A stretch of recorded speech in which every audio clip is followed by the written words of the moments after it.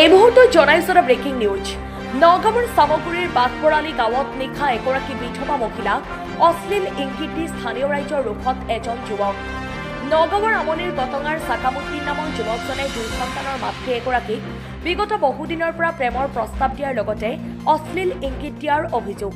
চাকামুদ্দিন নামৰ যুৱকজনে নিশা মহিলাগৰাকীৰ বাসগৃহৰ চৌহদত লুকাই থকা অৱস্থাত স্থানীয় ৰাইজে হাতে লুটে ধৰি গতাই দিয়ে নগাঁৱৰ চামগুৰি আৰক্ষী।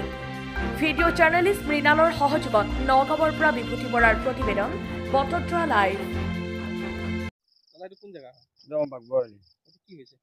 বাগবাৰী কি হৈছে কিবা গটংগাৰ চেকামুদ্দিন বুলি নাম আছে এটা ল'ৰাটো। সেইটো আমাৰ ঘৰত গৈ পেলাই নবৌক কিবা কিবি ডিষ্টাৰ্ব কৰি থাকে। কিবা এটা প্ৰেমৰ প্ৰস্তাৱো দিছে সিহঁতক। আমাৰ কেইবাদিনো আমাৰ দাদা এটা আছে নুজামাল বুলি, তাকো কৈছে, কোৱাৰ পিছত সিও মানা কৰিছে এটা আহিবৰ কাৰণে। তথাপিতো সি আহি থাকে। আপোনাৰ দাদা আছে নাই? নাই, দাদা মৰিলে। দাদা ঢুকালে? এই 1 বছৰ ওপৰ হ'ল।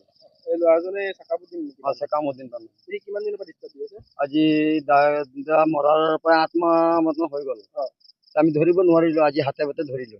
কি অসুবিধা কৰে সি? অসুবিধা মানে কিবা কিবি তাক কৈ থাকে মানে নবৌক আহি পেলাই।